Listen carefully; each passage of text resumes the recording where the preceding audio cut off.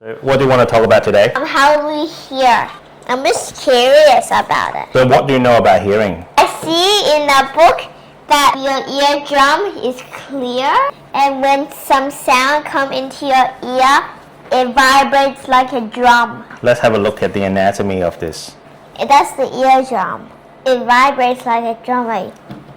Yeah, and it vibrates. What do you think brings the sound to the brain? A tube. Sound travels through your ear canal, hits the drum, goes through your nerve, and it goes to your brain. It's actually on the left side and the right side of your brain. Because there's two ears. I think it's called ear brain. It's called ear brain? It's called temporal lobe, by the way. And what's the name of this nerve?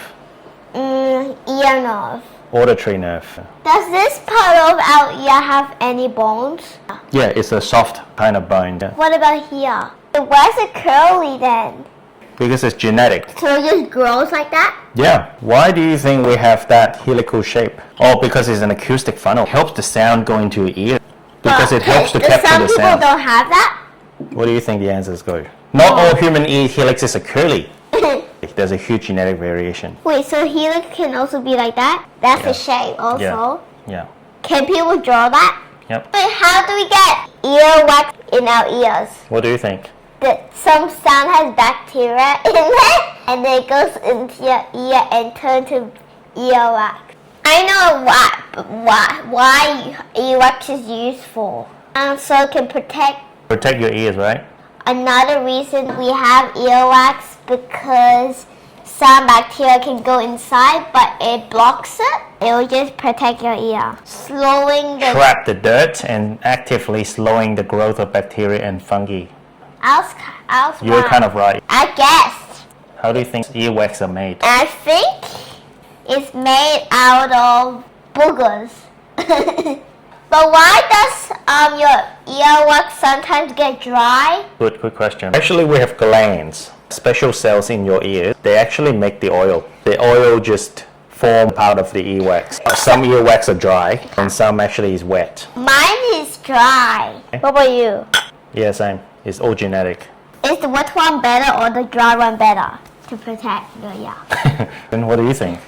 I think the dry one, solid. Because it's like a shield, right? The wet one is just like liquid. Well, it's going to go onto the bacteria. There's much higher concentration of fat. A bit more sticky. It can trap the dust. The dust can stick to it. And even the small insect, they'll get stuck.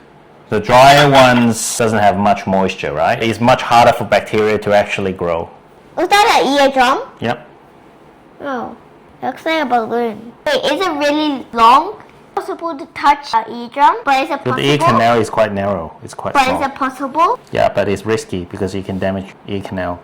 What's ear canal? The ear tunnel. When you touch your eardrum, does it break it?